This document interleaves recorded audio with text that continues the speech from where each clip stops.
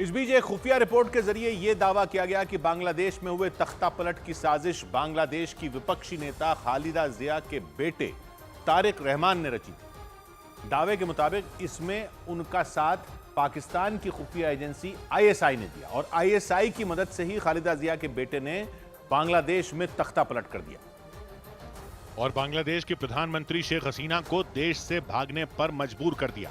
दावा किया गया कि तख्ता पलट की साजिश के मास्टरमाइंड खालिदा जिया के बेटे और बांग्लादेश नेशनलिस्ट पार्टी के नेता तारिक रहमान थे, जिन्होंने पाकिस्तान की खुफिया एजेंसी आईएसआई की मदद से 6 साल पहले ही शेख हसीना सरकार के तख्ता पलट की तैयारी शुरू कर दी थी।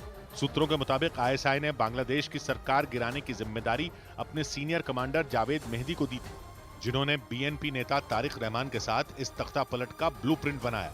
दावा किया गया कि दोनों के बीच पहली मीटिंग 6 साल पहले यानी 2018 में लंदन में हुई थी, जिसके बाद आईएसआई की तरफ से शेख हसीना के विरोधी संगठन जमाते इस्लामी को भारी भरकम फंड दिया गया और तारिक रहमान ने आईएसआई के कहने पर बांग्लादेश में छात्र संगठनों को मजबूत कर उन्हें सरकार के खिलाफ उकसाने का काम किया।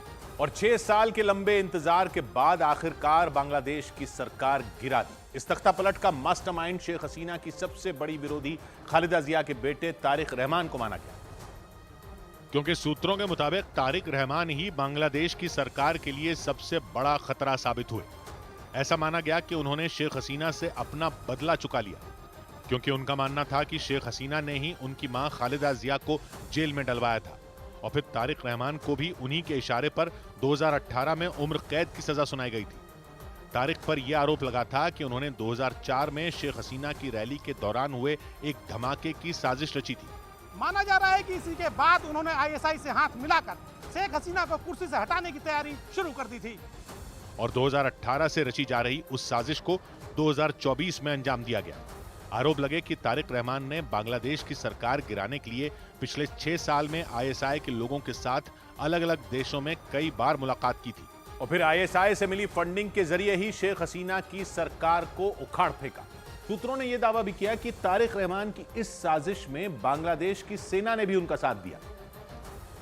मतलब बांग्लादेश में हुए तख्ता पलट को 3 ताकतों ने मिलकर अंजाम दिया। इनमें पहला था शेख हसीना का विरोधी संगठन जमाते इस्लामी, जिस पर वहां के छात्र संगठनों को उकसाने के आरोप लगे। दूसरा किरदार बनी पाकिस्तान की खुफिया एजेंसी आईएसआई, जिसने वहां के विपक्षी नेता तारिक रहमान के चेहरे पर अपना दांव खेला। और तीसरा और सबसे अहम रोल निभाया वहां की सेना ने, जिसने शेख हसीना की ताकत बनने के बजाय उनके आदेशों को नकार दिया। क्योंकि सूत्रों के मुताबिक वहां के सेना प्रमुख ने आंदोलनकारियों पर गोली चलाने से साफ मना कर दिया था। और फिर जब प्रधानमंत्री आवास पर आंदोलनकारियों ने धावा बोला तो कुछ लोग सेना की वर्दी पहने वहां से शेख हसीना की फोटो उतारते नजर आए। दावा किया गया कि वो बांग्लादेशी फौज के जवान थे, जिन्होंने वहां के प्रधानमंत्री आवास से शेख हसीना की तस्वीर को निकालकर जमीन पर फेंक दिया। सूत्रों के मुताबिक वहां की सेना ने करीब 6 महीने पहले ही तारिक रहमान के साथ मिलकर तख्ता पलट का चक्रव्यूह रचना शुरू कर दिया था। लेकिन इस तख्ता पलट में सबसे अहम साबित हुए बांग्लादेश के छात्र संगठन। दावा किया गया कि इन्हीं छात्र संगठनों के जरिए पाकिस्तान की खुफिया एजेंसी आईएसआई ने शेख हसीना को कुर्सी से उतारने की साजिश रची। इनमें भी सबसे अहम रोल शेख हसीना के विरोधी माने जाने वाले जमाते इस्लामी ने निभाया, क्योंकि जमाते इस्लामी के छात्र संगठन इस्लामी छात्र शिविर के जरिए शेख हसीना की सरकार की जड़ पर वार किया गया। सूत्रों के मुताबिक आईएसआई ने बांग्लादेश में जमीनी स्तर पर शेख हसीना के खिलाफ विद्रोह की आग भड़काई और इसके लिए उसने सबसे पहले इस्लामी छात्र शिविर के जरिए बांग्लादेश के तमाम बड़े विश्वविद्यालयों में आरक्षण विरोधी आंदोलनों का बिगुल फूंका। फिर पिछले 2 महीने में इसी संगठन से जुड़े हजारों लोगों को पूरी प्लानिंग के तहत सड़कों पर उतारा गया और आरोप है कि इन छात्रों की आड़ में आईएसआई ने कई आतंकियों और उपद्रवियों को भी प्रदर्शन में झोंक दिया। मतलब आईएसआई ने जमाते इस्लामी से जुड़े इसी इस्लामी छात्र शिविर को अपनी सबसे बड़ी ताकत बनाया और फिर छात्रों को आगे करके बांग्लादेश में तख्ता पलट की साजिश को अंजाम दिया। सूत्रों के मुताबिक इन प्रदर्शनकारी छात्रों को पैसे, हथियार और तमाम सुविधाएं देने का काम भी पाकिस्तान की खुफिया एजेंसी आईएसआई ने ही किया। और दावा तो यह तक किया गया कि आईएसआई ने सिर्फ वहां के छात्र संगठन नहीं बल्कि खालिदा जिया की पार्टी बीएनपी को भी कठपुतली की तरह चलाने का काम किया। मतलब इस पूरे आंदोलन के दौरान खालिदा जिया की बांग्लादेश नेशनलिस्ट पार्टी ने जो कुछ कहा या किया वो सब का सब आईएसआई के इशारे पर होता रहा। और पाकिस्तान की खुफिया एजेंसी ने बांग्लादेश के लोगों से ही उनके शहरों में आग लगवा दी। सूत्रों के मुताबिक खालिदा जिया की पार्टी बीएनपी के ज्यादातर सोशल मीडिया पेज बांग्लादेश के बाहर से चलाए जा रहे थे। इन्हीं के जरिए शेख हसीना के खिलाफ माहौल बनाया गया और लोगों को सड़कों पर उतरने के लिए उकसाया गया। दावा तो यह भी किया गया कि इस आंदोलन में शामिल छात्र संगठनों के सोशल मीडिया अकाउंट भी आईएसआई के गुर्गों ने चलाए और इन्हीं के जरिए आंदोलनकारियों तक संदेश पहुंचते रहे कि इन्हें क्या करना है और कैसे करना है। लेकिन चौंकाने वाली बात यह रही कि इनमें कई अकाउंट अमेरिका और मलेशिया से चलाए जाने का दावा भी किया गया, क्योंकि माना जाता है कि अमेरिका शेख हसीना को पसंद नहीं करता था। इसी वजह से बांग्लादेश में हुए इस तख्तापलट में अमेरिका के शामिल होने का भी शक जताया गया।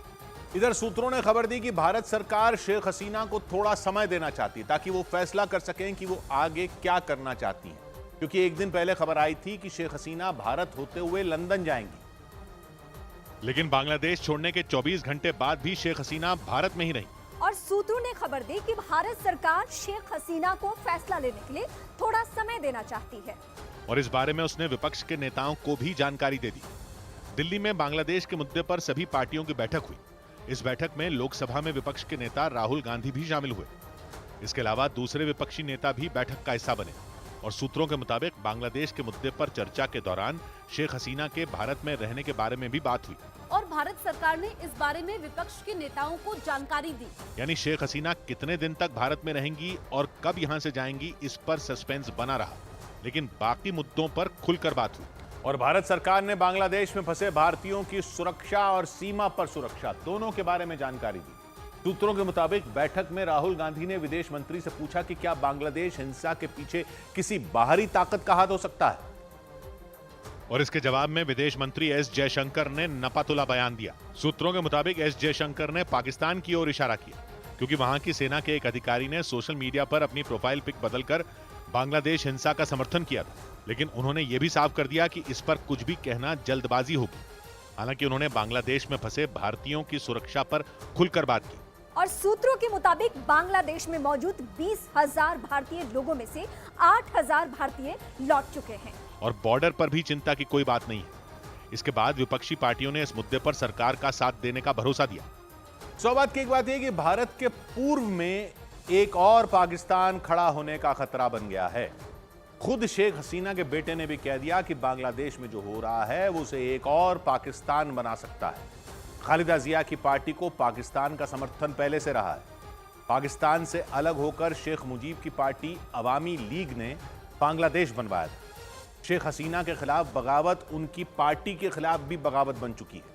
वो पार्टी जिसने पाकिस्तान से अलग होकर बांग्लादेश बनवाया था, वो अवामी लीग अंतरिम सरकार में भी नहीं रखी जा रही है, जबकि उसकी विरोधी पार्टियों के नुमाइंदे अंतरिम सरकार में हैं। उनमें खालिदा जिया की पार्टी भी है और जमाते इस्लामी भी है। जमाते इस्लामी तो बांग्लादेश की आजादी की लड़ाई के वक्त भी पाकिस्तान के साथ थी। वो चाहती थी बांग्लादेश पाकिस्तान से अलग ही ना हो।